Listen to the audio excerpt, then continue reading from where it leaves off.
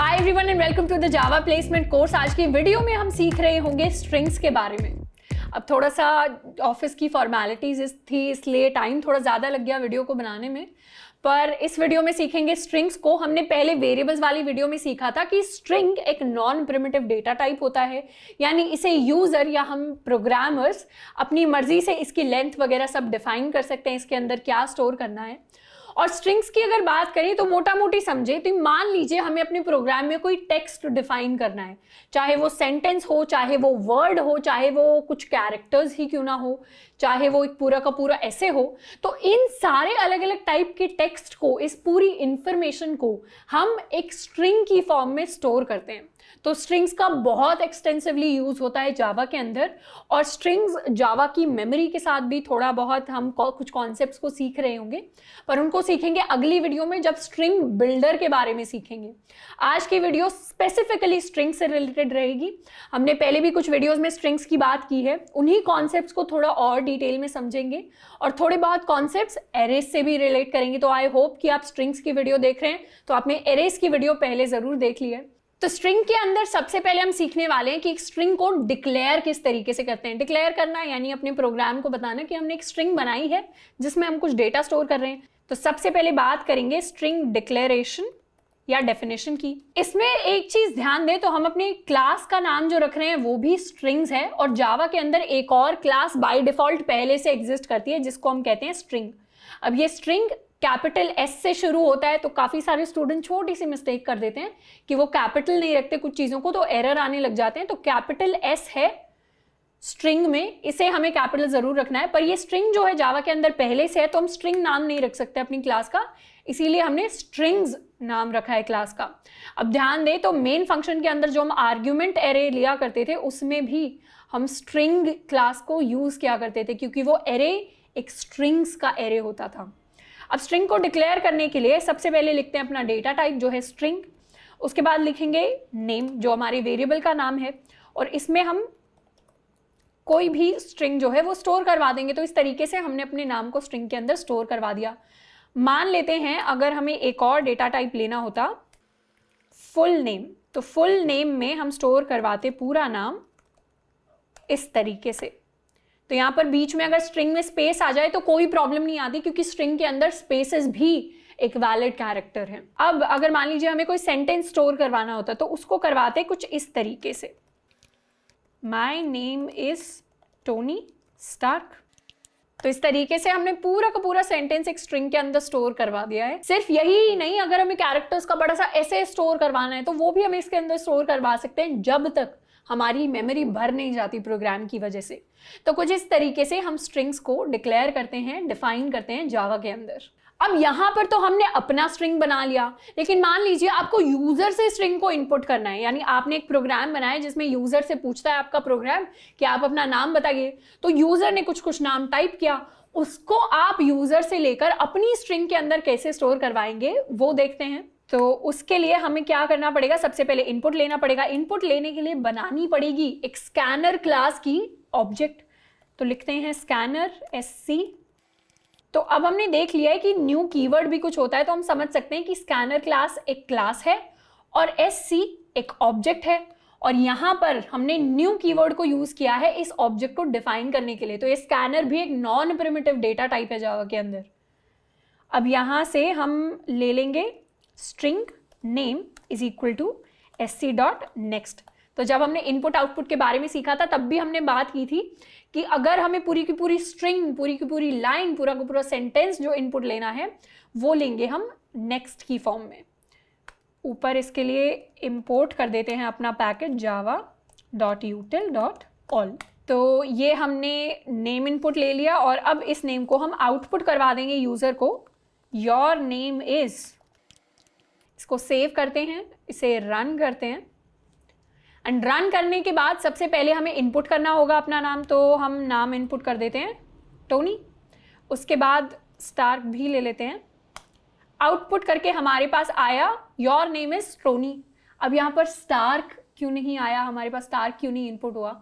अब इनपुट क्यों नहीं हुआ, ये चीज हमने ऑलरेडी जब हमने इनपुट आउटपुट सीखे थे जावा के अंदर तब हम इस सवाल का जवाब दे चुके हैं, लेकिन जो स्टूडेंट्स रिकॉल नहीं कर पा रहे हैं, अगर पूरी की पूरी लाइन इनपुट लेनी होती है, यानी स्ट्रिंग जो है वो एक सिंगल टोकन है, सिंगल एलिमेंट है, उससे ज्यादा अगर हमें कुछ लेना है, मतलब एक वर्ड से ज्यादा कुछ इनपुट लेना है, तो हम नेक्स्ट नहीं नेक्स्ट लाइन का यूज कर रहे होंगे। तो जैसे ही नेक्स्ट लाइन को यूज करेंगे, इस बार दोबारा से प्रोग्राम को रन करते हैं, दोबारा से नेम एंटर करते हैं टोनी स्टार्क, और इस बार हमारे पास पूरा का पूरा नाम जो है प्रिंट हो गया है।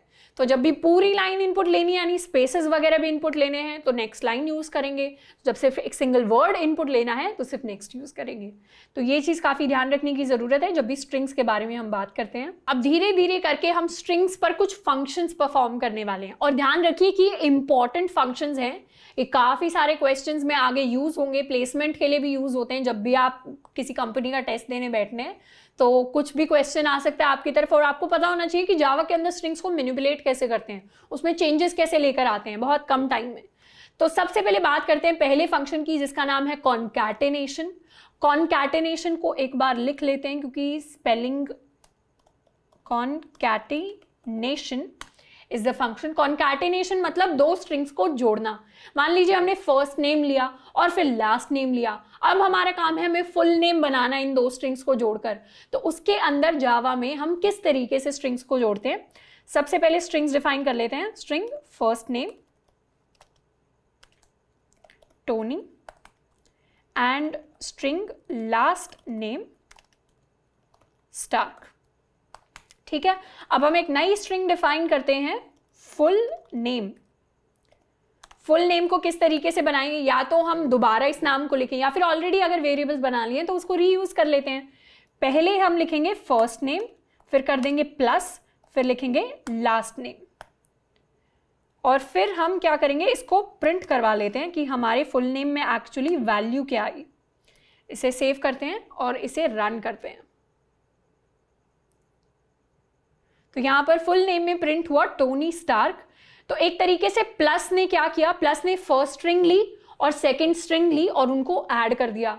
अगर ध्यान दें कि हम आउटपुट कैसे करवाते हैं, जो system.out.println के अंदर हम जो कुछ भी पास करते हैं, तो अगर हमें दो अलग अलग आउटपुट्स करवाने होते हैं या फिर हमें एक वेरिएबल प्रिंट करवाना होता है किसी आउटपुट के साथ, तो हम बीच में प्लस ऐड कर देते हैं। वो क्या करता है, उन दोनों को स्ट्रिंग में कन्वर्ट करके कॉन्कैटिनेट करके फिर प्रिंट करवाता है यूजर को। अब यहाँ पर टोनी और स्टार्क के बीच में स्पेस तो आया ही नहीं, हमें स्पेस चाहिए थे, तो क्या करेंगे, एक और स्ट्रिंग जोड़ देंगे। और ये स्ट्रिंग यहाँ पर हमने ऐसे खड़े खड़े ही बना लिए, मतलब इसे किसी नए वेरिएबल में नहीं भेजा, हमने डायरेक्टली एज अ स्ट्रिंग इसको क्रिएट कर दिया इस सेंटेंस के अंदर, इस लाइन के अंदर, जो कि हम कर सकते हैं जावा के अंदर। मतलब एक खाली स्ट्रिंग हम हो सकता है किसी एम्प्टी स्ट्रिंग नाम के वेरिएबल में स्टोर करा देते, लेकिन इसको हमने नहीं स्टोर कराया, इसको डायरेक्टली यूज किया। इसके इम्प्लीकेशंस भी देखते हैं, इसे रन करके देखते हैं एक बार। तो अब हमारे लिए प्रिंट हुआ है टोनी स्टार्क, और टोनी और स्टार्क के बीच में एक स्पेस आ गया है। अगर हम यहां पर स्ट्रिंग में सिर्फ स्पेस नहीं @ लिख देते, तो @ लिखने के बाद जो आउटपुट है उसके अंदर टोनी और स्टार्क के बीच में @ आ गया है, वो सिंबल आ गया है। तो इस तरीके से आप सिर्फ किसी नॉर्मल सेंटेंस, नॉर्मल स्टेटमेंट के बीच में भी कहीं भी कोई भी स्ट्रिंग क्रिएट कर सकते हैं। बस ये है कि ये लाइन जैसे ही खत्म होगी, ये बीच वाली जो स्ट्रिंग है ये ऑटोमेटिकली डिलीट हो जाएगी मेमोरी से, क्योंकि इसको हमने किसी वेरिएबल में स्टोर नहीं किया। अब अगला फंक्शन हम जिसकी बात कर रहे होंगे उसका नाम है लेंथ। हम किसी भी स्ट्रिंग की लेंथ को एक फंक्शन की फॉर्म में कैलकुलेट कर सकते हैं। स्ट्रिंग्स के अंदर ऑलरेडी एक मेथड होता है जिससे अगर हम रिक्वेस्ट भेजें तो हमारे पास किसी भी स्ट्रिंग की लेंथ आ जाती है। अब मान लीजिए हमें ये फुल नेम जो है इसकी लेंथ प्रिंट करवानी है, तो हमें कुछ नहीं करना, यहाँ पर लिखेंगे डॉट, फिर लिखेंगे लेंथ और फिर फंक्शन वाले पैरेंथेसिस। तो इस तरीके से कोई भी स्ट्रिंग है उसका हम नाम लिखेंगे, फिर लिखेंगे डॉट और उसके बाद लिखेंगे लेंथ, क्योंकि हम लेंथ फंक्शन को कॉल करना चाहते हैं। तो इस तरीके से डॉट लगाकर हम लेंथ फंक्शन को कॉल कर रहे हैं। इसको सेव कर लेते हैं एंड एक बार इसे रन करते हैं। तो हमारे लिए जो प्रिंट हुआ है वो है 10, और हमारी एक्चुअल स्ट्रिंग क्या थी, हमारी स्ट्रिंग थी टोनी @ अब इसके अंदर कैरेक्टर्स गिने तो 1 2 3 4 5 6 7 8 9 10, तो 10 कैरेक्टर्स हैं इस स्ट्रिंग के अंदर, और वही 10 जो लेंथ है स्ट्रिंग की वो हमारे फंक्शन ने प्रिंट कर दिया हमारे लिए स्क्रीन पर। तो कुछ इस तरीके से हम स्ट्रिंग्स की लेंथ निकाल सकते हैं।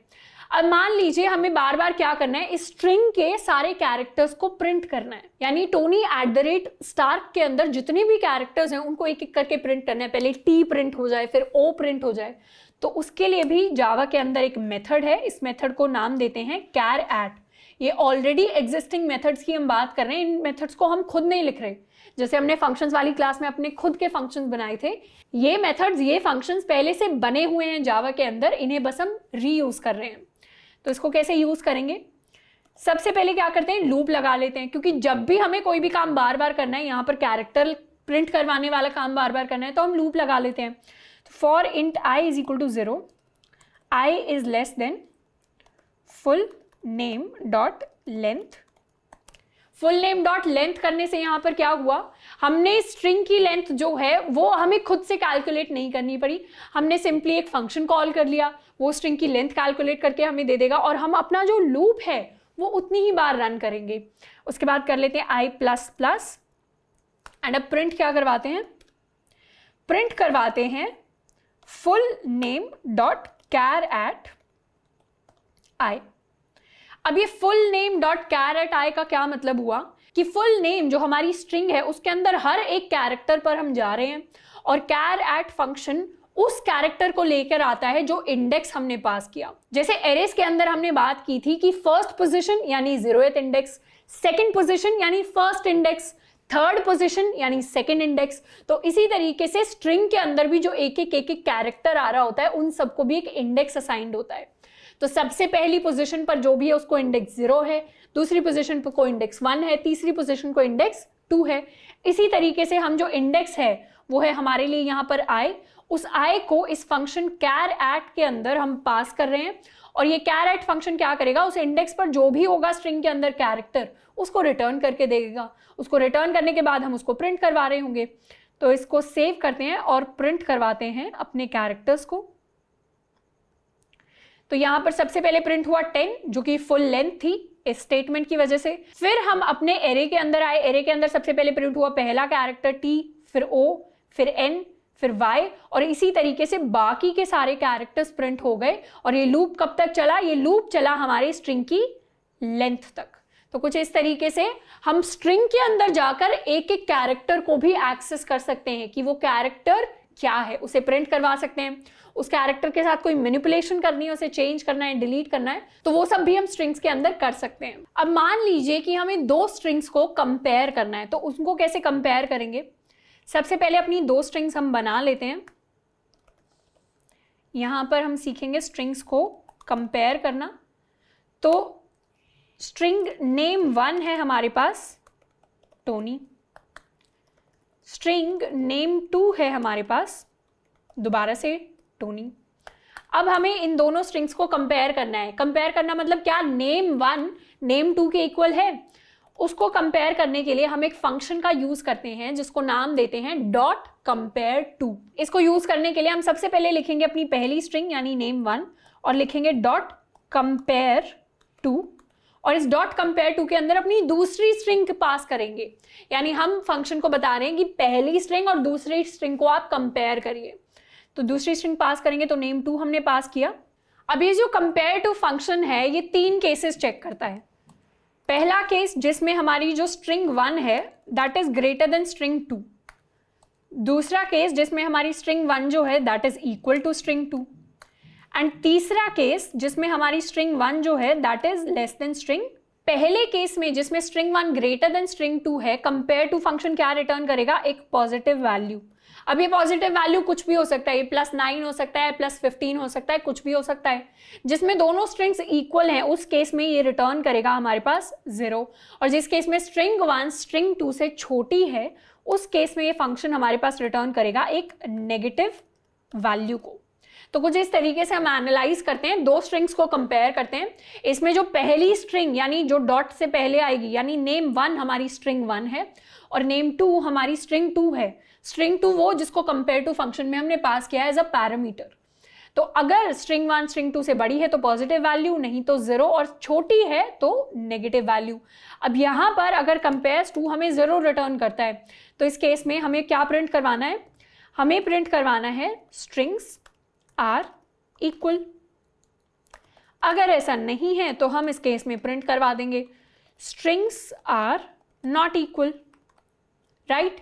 अब इसमें भी हम आगे कंडीशन लगा सकते थे कि अगर पॉजिटिव वैल्यू रिटर्न हुई है यानी string 1 is greater than string 2, negative value return हुई है यानी string 2 is greater than string 1। अब स्ट्रिंग्स के अंदर आप सोच रहे होंगे दीदी नंबर्स के अंदर तो हमें पता है कि कोई बड़ा नंबर होता है कोई छोटा नंबर होता है, स्ट्रिंग्स में आप कैसे कंपेयर कर लेंगे कि हेलो और हेलो 2 के अंदर कौन बड़ा है या फिर हेलो और वर्ल्ड के अंदर कौन बड़ा है। तो स्ट्रिंग्स के अंदर जैसे हम कैरेक्टर्स की बात करें तो जो कैरेक्टर ए है उसकी वैल्यू कम मानी जाती है और कैरेक्टर बी की वैल्यू ज्यादा मानी जाती है। तो जिस भी स्ट्रिंग के अंदर जो पहला कैरेक्टर आएगा जिसकी वैल्यू ज्यादा होगी कंपैरिजन में वो स्ट्रिंग बड़ी होगी। जैसे एग्जाम्पल लेकर अगर समझें तो हेलो और वेलो का अगर हम एग्जाम्पल लें तो इसके अंदर वेलो वाली स्ट्रिंग बड़ी है और हेलो वाली स्ट्रिंग छोटी है, क्योंकि इसमें पहला पॉइंट ऑफ डिफरेंस आया एच और डब्ल्यू का, और एच और डब्ल्यू की जब लड़ाई हुई तो डब्ल्यू जीत गया और एच हार गया। तो डब्ल्यू जो है वो बड़ी स्ट्रिंग है और हेलो छोटी स्ट्रिंग है।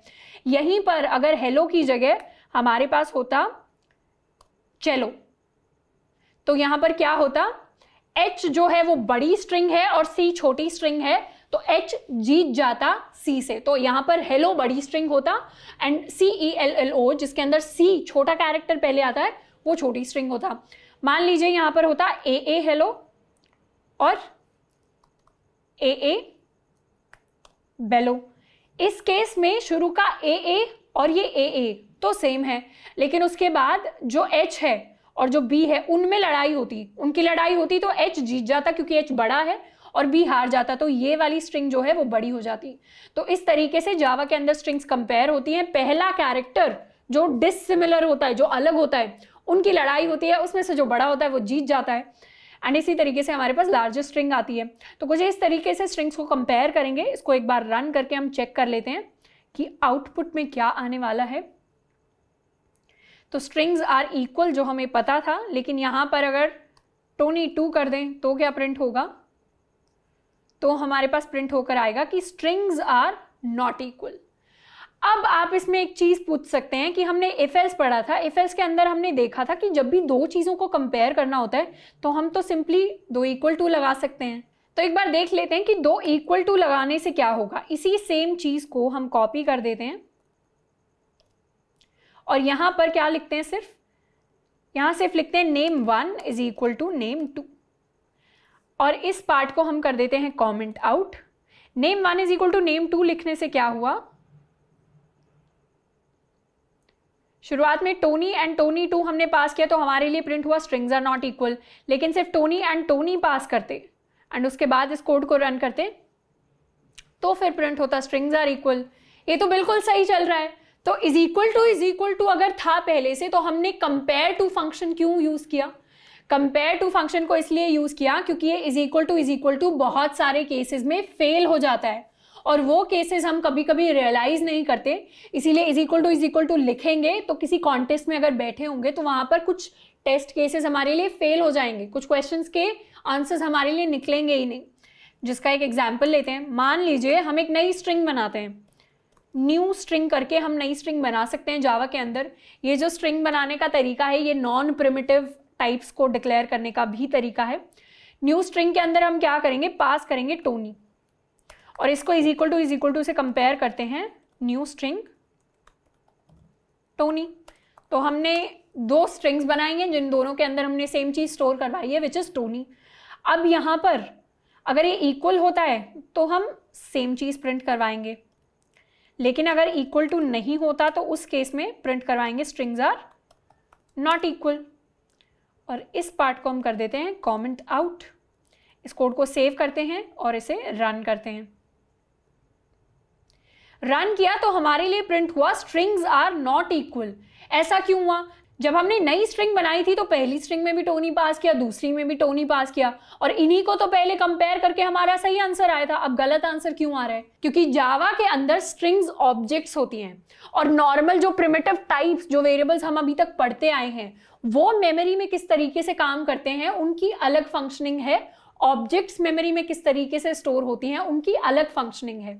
और यहाँ पर गलत आंसर क्यों आया, इसका एक्सप्लेनेशन हम स्ट्रिंग बिल्डर पढ़ते टाइम यानी नेक्स्ट वीडियो के शुरुआत में सीख रहे होंगे, जहां पर हम बात करेंगे कि स्ट्रिंग्स जावा के अंदर एक्चुअली मेमोरी में स्टोर कैसे होती हैं और स्ट्रिंग बिल्डर नाम की क्लास की हमें जरूरत क्यों पड़ी जब हमारे पास ऑलरेडी स्ट्रिंग्स थी। तो अभी के लिए हम मान लेते हैं कि इज इक्वल टू यूज नहीं करना, डॉट कंपेयर्स टू फंक्शन का यूज करना है जब भी स्ट्रिंग्स को कंपेयर करना है। अब बात करते हैं जावा के अंदर सबस्ट्रिंग्स की। सबस्ट्रिंग क्या होता है, मान लीजिए हमारे पास एक कोई बड़ी सी स्ट्रिंग है, उसका हमें छोटा सा पार्ट निकालना है, वो हम निकालते हैं सबस्ट्रिंग्स की फॉर्म से। सब मतलब किसी भी बड़े पार्ट का छोटा पार्ट, तो स्ट्रिंग का छोटा पार्ट यानी सबस्ट्रिंग। अब हमें अपना कोई स्ट्रिंग जो है वो डिफाइन करना पड़ेगा। तो मान लीजिए हमारी स्ट्रिंग में लिखा है, स्ट्रिंग का नाम ले लेते हैं सेंटेंस। हमारे पास एक सेंटेंस गिवन है जिसमें लिखा हुआ है माई नेम इज टोनी। अब इस स्ट्रिंग के अंदर हमें सिर्फ टोनी जो नाम है वो इससे निकालना है, यानी इसका एक सबस्ट्रिंग निकालना है। उसको कैसे निकालेंगे, हम यूज करेंगे एक डॉट सबस्ट्रिंग नाम के फंक्शन का। तो यहां पर लिखेंगे नेम इज इक्वल टू, तो हम सेंटेंस डॉट सबस्ट्रिंग और इसके अंदर पास करेंगे बिगिनिंग इंडेक्स और एक एंडिंग इंडेक्स। हम बिगिनिंग इंडेक्स देंगे 1 2 3 4 5 6 7 8 9 10 11 और एंडिंग इंडेक्स जो है वो बाय डिफॉल्ट जा रहा होगा। तो सबसे पहले समझते हैं कि सबस्ट्रिंग फंक्शन करता क्या है। सबस्ट्रिंग फंक्शन एक बिगिनिंग इंडेक्स लेता है, एक एंडिंग इंडेक्स लेता है। मतलब अपनी स्ट्रिंग के अंदर आपको जो भी पार्ट निकालना है, सबसे पहले वो पार्ट कहाँ से शुरू हो रहा है उसका आप हमें बिगिनिंग इंडेक्स दे दीजिए, स्टार्टिंग इंडेक्स, और वो पार्ट कहाँ पर खत्म हो रहा है उसका आप हमें एंडिंग इंडेक्स दे दीजिए। और ये दोनों आप दे देंगे तो जो बीच का स्ट्रिंग का पार्ट होगा वो हम आपको रिटर्न करके दे देंगे, आप उसको कहीं पे स्टोर करवा लीजिए। तो उसे हमने यहाँ पर नेम में स्टोर करवा दिया। और यहाँ पर एंडिंग इंडेक्स जो है उसको ले लेते हैं। हमें इस पूरे की लेंथ कैलकुलेट नहीं करनी, तो सिंपली लिख देंगे सेंटेंस डॉट लेंथ है हमारा एंडिंग इंडेक्स। अब यहाँ पर जो भी हम एंडिंग इंडेक्स पास करते हैं सबस्ट्रिंग के अंदर वो नॉन इंक्लूसिव होता है, मतलब वो एक्सक्लूसिव होता है। यानी अगर हमने 0 और 4 पास किया तो 0 से लेकर सिर्फ 3 तक के जो सबस्ट्रिंग है वो हमारे पास रिटर्न होकर आएगी। 0 और 5 पास किया तो 0 और 4 तक की सबस्ट्रिंग रिटर्न होकर आएगी, 5 इंक्लूडेड नहीं होगा। तो यहाँ पर हमने 11 और पूरे सेंटेंस की लेंथ जो पास की है उसमें हमारे पास सिर्फ वो वाला पार्ट रिटर्न होकर आएगा जिसमें सेंटेंस डॉट लेंथ नहीं होगा आखिरी इंडेक्स, सेंटेंस डॉट लेंथ -1 एक से इंडेक्स कम होकर कंसिडर होगा इस फंक्शन के अंदर। तो यहां से हम इसे हटा देते हैं एंड हमारी स्ट्रिंग के अंदर हमने नेम जो है वो स्टोर करवा लिया है। इसे अगर प्रिंट करें तो कुछ इस तरीके से माई नेम इज टोनी हमने एक सेंटेंस लिया था, उसके अंदर 11वां इंडेक्स यानी जहां से टी शुरू हो रहा है, this is eight 11th index, वहां से लेकर आखिरी इंडेक्स जो भी होगा वो सेंटेंस डॉट लेंथ से निकल आएगा। वहां तक की हमने सबस्ट्रिंग निकाल ली। इस सेंटेंस से हमने जो नेम निकाला वो आ गया है पूरा का पूरा टोनी। अब मान लेते हैं कि हमारे पास एक और सेंटेंस होता जिसमें होता टोनी स्टार्क। अब यहां पर क्या करते, सबस्ट्रिंग ले लेते 0 से शुरू होने वाली और 0 1 2 3 थर्ड इंडेक्स तक हमें उस स्ट्रिंग का एंड चाहिए, पर 3 नहीं पास करेंगे, यहां पर पास करेंगे हम 4। अब इसे सेव करते हैं और इसको रन करते हैं तो देखते हैं क्या प्रिंट होगा हमारे लिए प्रिंट होगा टोनी। अब मान लीजिए हमें सिर्फ स्टार्क चाहिए, तो सिर्फ स्टार्क चाहिए तो हमें पता है कि स्टार्क 5th इंडेक्स से शुरू हो रहा है तो 5 पास करेंगे और यहां पर हम एंडिंग इंडेक्स पास नहीं करेंगे। जब हमने एंडिंग इंडेक्स पास नहीं किया तो बाय डिफॉल्ट उसने जो लास्ट इंडेक्स है इस स्ट्रिंग का उसको एंडिंग इंडेक्स ले लिया। तो जब हमारा लास्ट इंडेक्स ही एंडिंग इंडेक्स हो इस फंक्शन के लिए तो हमें कुछ पास करने की जरूरत नहीं है। अब इसको भी रन करके देख लेते हैं।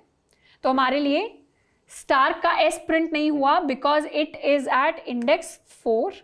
इसे एक बार और रन करते हैं तो अब हमारे लिए पूरा का पूरा स्टार्क प्रिंट होकर आ गया है। तो कुछ इस तरीके से स्ट्रिंग्स के लिए हम उनकी सब स्ट्रिंग्स को कैलकुलेट करते हैं। अब ये हमने थोड़े बहुत कॉन्सेप्ट्स पढ़ लिए हैं स्ट्रिंग्स के, इसके साथ भी बहुत सारे कॉन्सेप्ट्स हैं। जैसे किसी स्ट्रिंग के अंदर अगर हमें सिर्फ 1 2 3 कोई नंबर दिया है तो उसको हम इंटीजर में कैसे कन्वर्ट करें, या अगर हमें कोई इंटीजर दिया है तो उसको स्ट्रिंग में कैसे कन्वर्ट करें।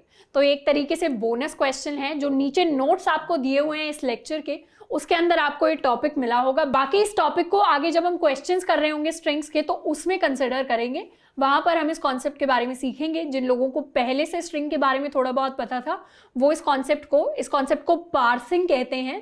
पार्सिंग के कॉन्सेप्ट को आप जाकर एक्सप्लोर कर सकते हैं। इसके अलावा एक लास्ट कॉन्सेप्ट जो हम इस वीडियो के अंदर सीख रहे होंगे वो ये है कि strings are immutable. Strings are immutable मतलब एक बार मेमोरी के अंदर आपने कोई स्ट्रिंग बना दी तो अब आप उस स्ट्रिंग को चेंज नहीं कर सकते, उसके अंदर कुछ डिलीट नहीं कर सकते, उसके अंदर कुछ ऐड नहीं कर सकते, उसको मॉडिफाई नहीं कर सकते। अगर उसको मॉडिफाई करना है, उसमें कुछ भी चेंजेस लाने हैं तो आपको एक नई स्ट्रिंग बनानी पड़ेगी। ये कॉन्सेप्ट बहुत इंपॉर्टेंट है जावा के अंदर और इसको हमें याद रखना है कि स्ट्रिंग्स आर इम्यूटेबल। इसी कॉन्सेप्ट का हम नेक्स्ट स्ट्रिंग बिल्डर की क्लास में यूज कर रहे होंगे एंड इसको काफ़ी अच्छे से हमें अपने दिमाग में बिठा लेना है, क्योंकि काफ़ी जगह इंटरव्यूज़ में पूछ लिया जाता है स्ट्रिंग्स के बारे में, तो हमें पता हो ये छोटा सा थ्योरेटिकल कॉन्सेप्ट है, इसके बारे में डिटेल में हम आगे पढ़ रहे होंगे। आई होप नीचे जो नोट्स दिए हैं लेक्चर के उनको आप रेफर कर रहे होंगे। सिमिलर जो हमने क्वेश्चंस किए हैं वैसे से ही आपको कोड्स मिल जाएंगे, वहाँ पर कुछ क्वेश्चंस मिल जाएंगे स्ट्रिंग्स के ऊपर प्रैक्टिस करने के लिए। आज के लिए इतना ही, मिलते हैं नेक्स्ट वीडियो में। Till then keep learning and keep practising.